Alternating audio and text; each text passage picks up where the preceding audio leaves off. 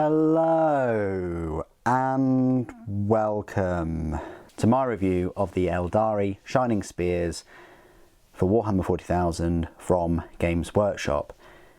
Now, a set of 3 of these will cost you £37.50 and consists of 84 plastic parts. Now, £37.50 may seem like a lot, but actually for Aeldari it's one of the most priciest kits. So when you put it like that, I guess they're not that expensive. I mean, they are still a bit cheaper than the Shroud Runners, but of course cheaper than 3 Wind Riders, which only cost £32.50, so a whole £5 cheaper. However, I feel like the Wind Riders is a bit of an unfair comparison, because they've been out quite a while now and they all look very similar, and they just consist of like the Guardians on the bikes, and that's pretty much it. Whereas these, you do have a few spare parts, and you've also got those long spears and the double kind of winglets for the jet bikes. So the format of this review is as follows. We'll have a closer look at the Shining Spears, we'll look at all of those spare parts, we'll go through some size comparisons with other Eldar jet bike equipped units, and then we'll go through all of their rules. A couple of things I want to say straight away is, one, if you're not a fan of wobbly model syndrome, you're probably not going to like these, because, you know, when they're not glued, they do wobble about a bit and they tend to fall off. So they're definitely a model which, you know, demands you to kind of spray and paint them as quick as possible and then glue them onto those flying stands, and because they don't fit on there as well as, say, the you know, the recent Rangers and the Wind Riders for that matter. Second thing I'd like to say is I've never had the experience of Shining Spears. I think when they first came out, the weapons, like their spears, were metal, and so were their heads. Don't quote me on that, but Shining Spears have been around for quite a while, since 3rd edition I'd say, and I just wasn't really a massive fan of them. But of course, since the introduction of the Wind Riders, the newly designed jet bikes, I always thought, you know, Shining Spears, this is their time to shine. They're going to have some new jet bikes, they're all going to be plastic, and here they are. We've got 3 of them. So speaking of which, let's have a look at these up close and personal. Now, you're getting 1 Shining Spear Exarch and you know, 2 Shining Spears. The great thing about this unit is you can have 6 of them in a unit, and I definitely go for that with the points and things, because those lances are pretty horrific in a good way. So here's one of the Shining Spears I've equipped with the spear facing down. You may have some issues with the mold lines on the spear itself, but they were great to put together. You've got the shuriken catapults there. They look really cool. So there is that. So that looks quite nice. I like that one. Then you've got this one, just kind of charging forward, and the spear is in the holster. I don't even know what that's called, but you might have a couple of issues of which way the holster goes. I've glued mine that way. I think it's correct. But it's up to you if you wanted to paint these while they're off and then glue them on afterwards. Obviously the only issue is you're going to have to glue this whole arm on, because that connects to the jet bike itself. But I like the propulsion systems, I like the small winglets and the larger ones. Just really cool looking models. I like this kind of Spartan themed helmets as well. And then you've got the Exarch itself. Yeah, I mean, I'm getting sort of Lumineth vibes from this one, with the banners and the tassels and things all over this. Maybe I probably would have preferred less tassels, but yeah, you've got this extra like shield thing, I think, for its invulnerable save, and you've got the shuriken cannon, which is a little bit different than the catapults that the others have. But once again, quite a nice model, unique, and does set apart compared to the other 3. But like all aspect warriors, I guess, you know, these do fall foul of, you know, if you don't build the Exarch, you build like a normal Shining Spear, and then the other 2 are going to look very similar. But I guess there's nothing stopping you from, you know, swapping the heads around, swapping the spears around, you know, coming up with some kind of different pose for them. Speaking of which, let's have a look at these spare parts. So as always with flying stand models and units, you are getting 3 extra different stalks, varying heights. You get this other spear, which I guess is instead of the Exarch one. You've also got a sword, which if we look on the back of the box, you can have one with a sword. So already that's 2 slightly different ones. You can equip your spear, shining spear, with a sword. Little bit odd to do that, because obviously then you're putting a blanking plate on, and the Exarch is just whipping around with a blade. But there is that. You've also got shuriken catapults if you wanted to have the Exarch as a normal spear. You've got a number of different heads, helmetless heads, so they're the blanking plates and things like that. But you're getting 1, 2, 3, 4, 5, 6 different heads here. I was actually surprised at the number of different Exarch heads. You can have that as an Exarch. I've gone for like the smooth kind of Spartan helmet for the Exarch, because I think it kind of goes with the other 2. If I started to have them all with brushes, or whatever these are called, they look a bit odd, because one doesn't have a full helmet. I'll probably go for this one next time, and maybe have the other 2 helmetless, I dare say. I don't know, but you're getting a decent number of different heads there. So even if you were to pick up another unit of 3, so even if you were to pick up another box of 3, which I would recommend, you're going to have some differences there with them. So size comparisons then, these are the Rangers I mentioned earlier, the Shroud Runners. Yeah, they look pretty cool. They don't necessarily have like 2 winglets at the back, they just have these, which I think are like some kind of power generators or something, because you find these on the back of many of Eldar Guardian power plants. But they've got this thing, which I guess is some kind of... They've got this thing as well, which is a bit odd. Because the thruster's there, but oh well. So compared to one of these, the Shining Spear jet bike is longer. I'll probably say it's the longest out of all the jet bikes. And it's got the extra winglets at the back. Maybe they are the fastest, I don't know. But then we've got a Wind Rider as well, which there you can just see the difference. This one's got a shuriken cannon as well.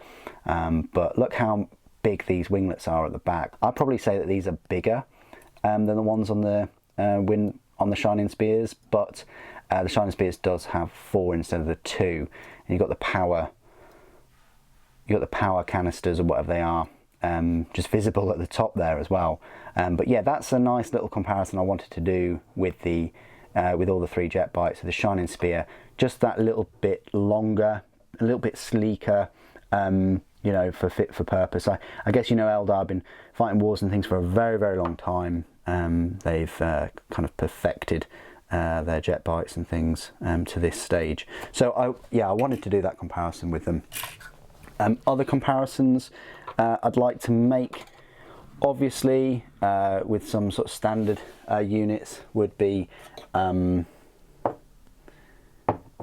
Autarch, which you might be using these with, Rangers themselves and Guardians. So even on these bases, you might want to put them on taller bases, but I think it kind of works. These jet bikes, as soon as you painted them and you get a good pose, sort of like that maybe, I think they'll work being this low to the ground. That's what they're meant to be doing. They're meant to be, engaging with enemies very up close.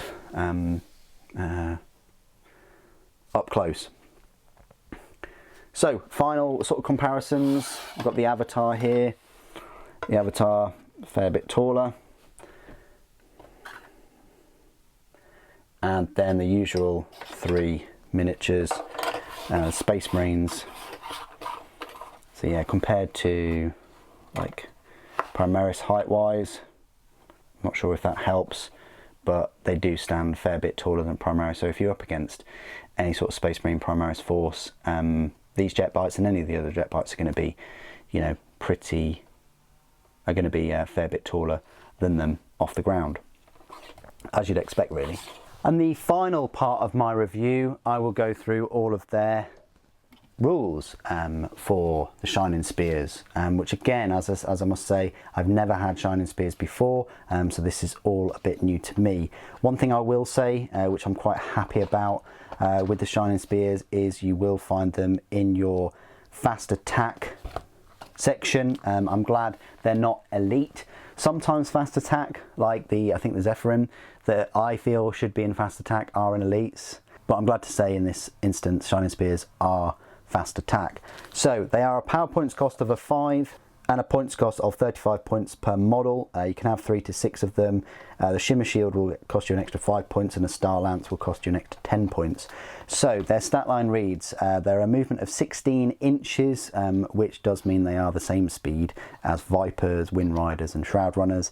Their weapon skill and ballistic skill are both 3+.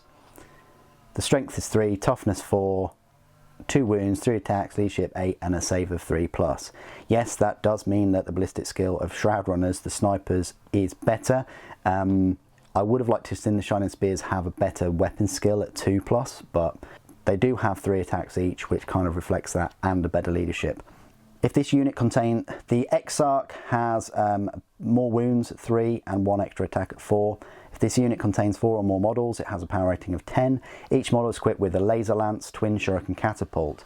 So these laser lances, which they're all equipped with, they have 2 profiles, a shooting and a melee. The shooting range is only a 6-inch, assault 1, strength 6, AP -4, damage 2.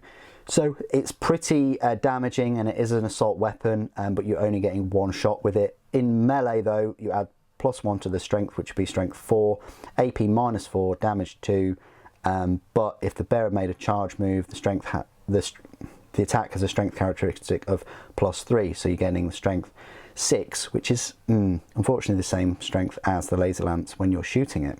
The twin shuriken catapults work as usual. They're an 18-inch, assault 4, strength 4, AP -1, damage 1 with a shuriken ability. The Shining Spear Exarch's laser lance can be replaced with one of the following: a Paragon Saber or a Star Lance. The Paragon Saber is that sword we saw earlier. It's a strength +1, AP -4, damage 1, and each time the bearer fights it makes 1 additional attack with this weapon, and each time attack is made with this weapon you can reroll that attack's hit roll and wound roll. The Star Lance, which I suggest upgrading to massively, is a bit like a laser lance but better. Same range and only 1 shot, but the strength bumps up to 8. But then in melee it's exactly the same, except for the ability, which if they charge, the strength goes up to +5, so strength 8. So I definitely recommend upgrading to that. The Shining Spear Exarch's twin shuriken catapult can be replaced with 1 shuriken cannon, which works as usual. It's a 24-inch range, heavy 3, strength 6, AP -1, damage 2, shuriken. I've upgraded mine on this one. And then the Shining Spear Exarch can be equipped with 1 Shimmer Shield, which gives it a 4+ invulnerable. The abilities: Battle Focus, Strands of Fate, Aspect Armor. Models in this unit have a 5+ invulnerable save. So already 3+ normal, so a nice toughness of 4, 3+ normal, 2 wounds each, 3 for the Exarch, a 5+ invulnerable, and then the Exarch you can have with a 4+ invulnerable, so quite survivable in a way. Ride the Wind. Each time this unit advances, do not make an advance roll. Instead, until the end of the phase, add 6 inches to the move characteristic of models in this unit. That's pretty nice. You don't need to make any advance rolls, you're just adding 6 inches solidly, so 22-inch movement speed there. Aerobatic Grace. Each time a range attack is made against this unit, subtract 1 from that attack's hit roll. That's pretty good. The fact that adds to their survivability, ranged attacks against them, something that would be hitting them on 3+, it's now a 50-50 chance. Keywords: Aeldari, Azurani, Biker, Fly, Core, Aspect Warrior, Shining Spears.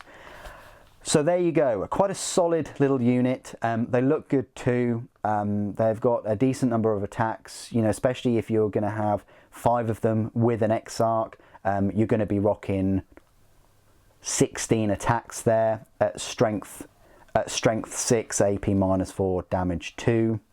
They're survivable with their toughness 4, their 3+ save and 5+ invulnerable, especially with the shimmer shield for the Exarch.